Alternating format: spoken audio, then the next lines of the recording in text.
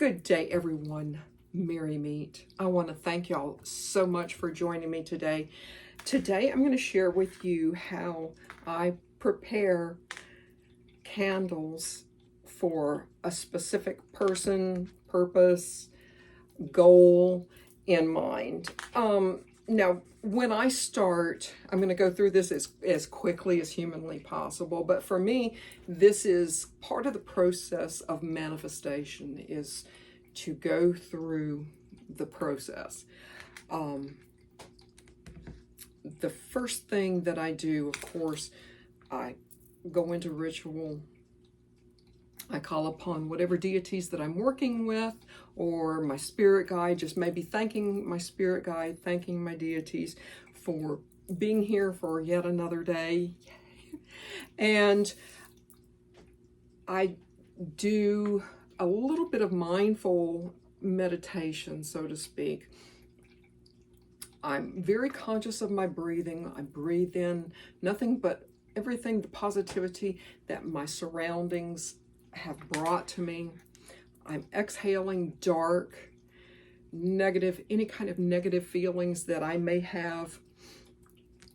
And I meditate, I visualize. For me, visualization is really super, super important. And thankfully, I have been given the gift of being able to watch someone or something from the beginning all the way through to the final result. And I can't tell you how incredibly important that is.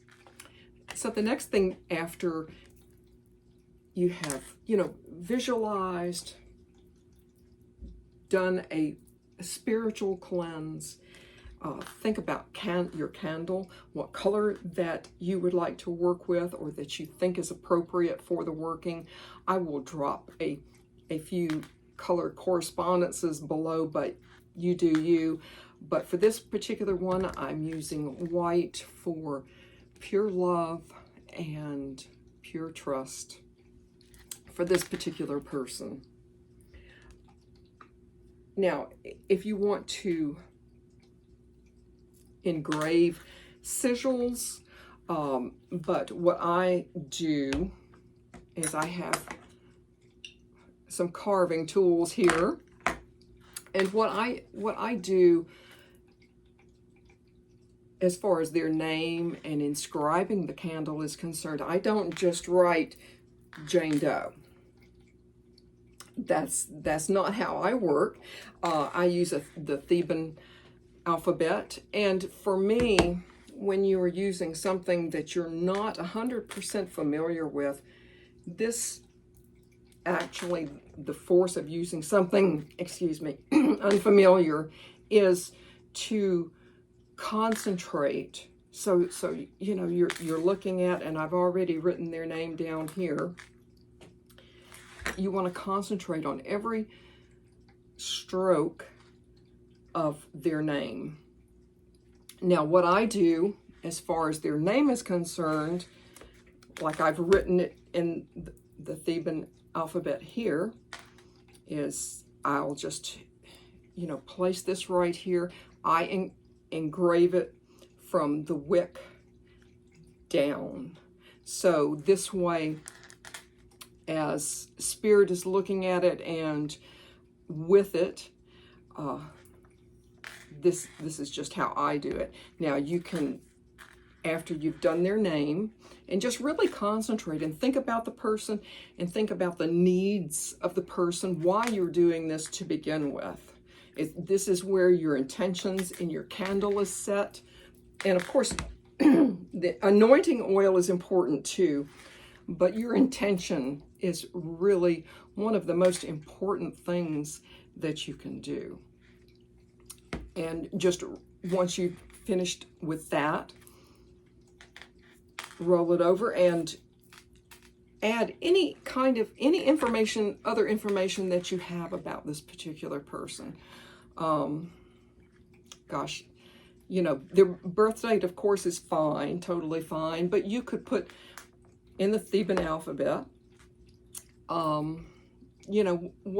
what it is you want to be their ultimate goal. And so with that being said, I'm going to take a few moments here, pause this, and do my inscription. So I have carved this, and what I've done is I've carved several times over with a lot of visualization and a lot of good intentions towards this person. And I'm going to just set this aside for a moment and move this. And I'm going to start working on an anointing oil. Now, if you want, you can just use, you know, whatever kind of oil that you have. It doesn't have to be anything special, because you're going to be, this is just for the candle itself. But with that being said, I've got what I'm making for this particular person is a manifestation oil.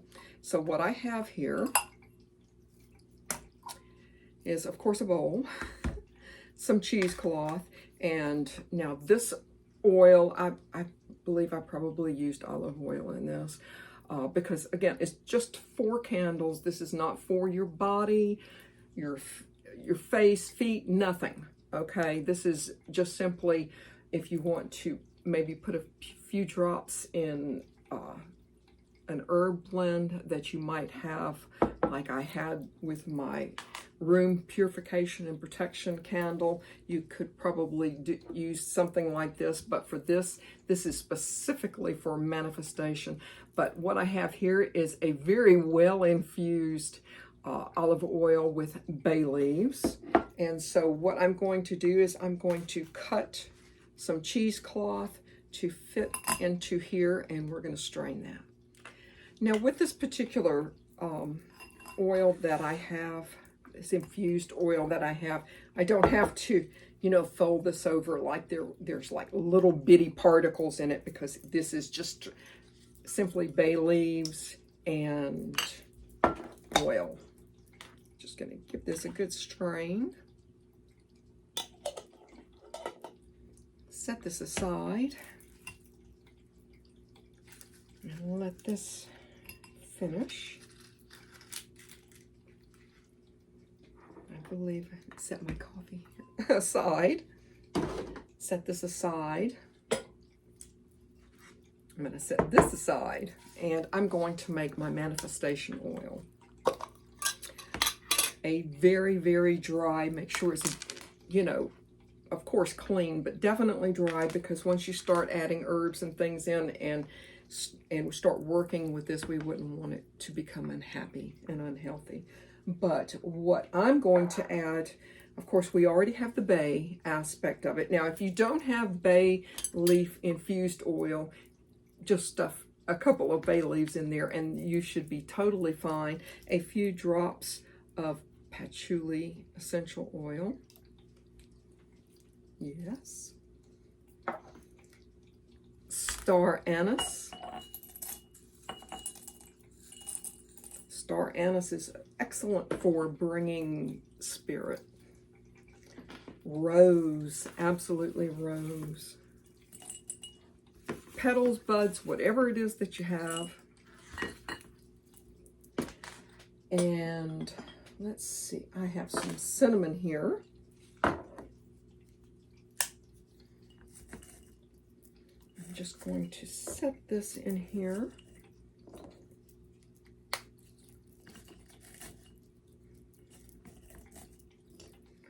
I believe, and what I'm going to do, the one essential oil that I'm going to add is chamomile, and that's because I know I have some in there somewhere, but yeah, it's just like that. A little bit of chamomile.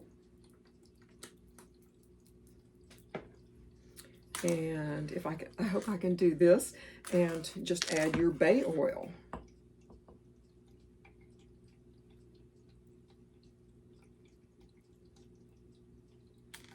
And what I'm going to do is I'm going to set this in my windowsill on this full moon, this pink full moon, and I'm definitely going to let some sunlight hit it. That's totally fine for it, for this anointing oil. And then if you want to strain this, of course you can strain this, but I'm notorious for not straining. But you know, you can make your own oil-based anointing oil. It doesn't have to be like this one for, you know, manifestation. You can use, you know, rose petals, or for love, you could use geranium oil. That's very good for courage. Mint, of course, for money. I like to use carnelian chips in some of mine too, but there you go. So I'm gonna let the moon set on this and go from there. But we're gonna set this aside, but I'm gonna go back to my oil. I do have one thing I forgot to add. No, I think I'm going to add this later. This is thyme leaves. Now, if you have fresh thyme, that's wonderful. I'm jealous and happy for you at the same time. I will get there eventually. But I'm going to go and get another oil that I prepared for her. But now this particular oil that we just made up for manifestation, I will let this in my windowsill overnight, the next day in sunlight, and then strain it. So just a day or so for this. It doesn't have to be, you know, like a long steeping oil. But this is another one that I prepared. I believe that I shared it with y'all.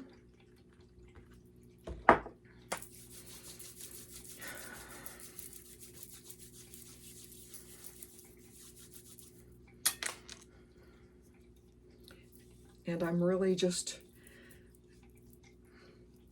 and I know that there are a few or a lot of practitioners who say, you know, only this way or that way. I like to take my oil from the center where the wick is for a particular person and go out.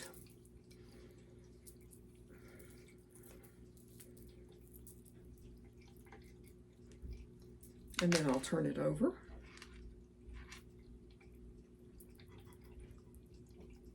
And I'll set this like this.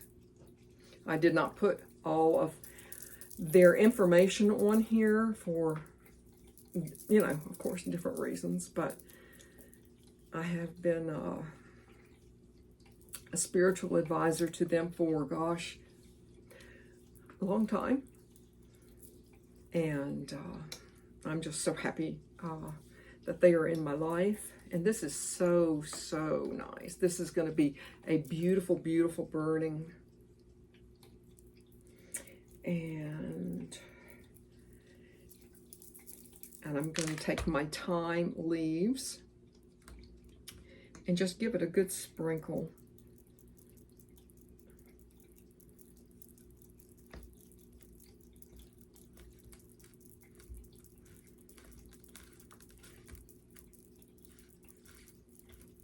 And if you want, you can use a metal skewer or like my knife here and heat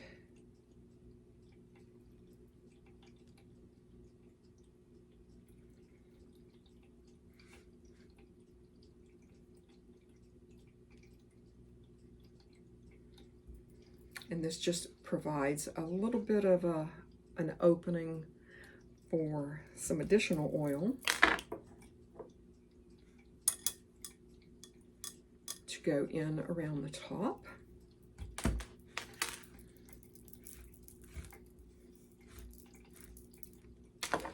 There we go. And as I, you know, go through and put all of my intentions of what they need and what I'm going to bring for them.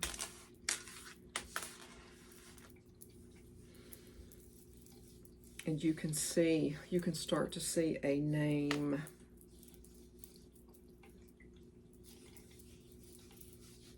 Although I don't want to, just, but, because I can assure you that I take everyone's privacy very seriously. But, just get, especially this time aspect as far as money. There we go. Maybe a little bit more up here.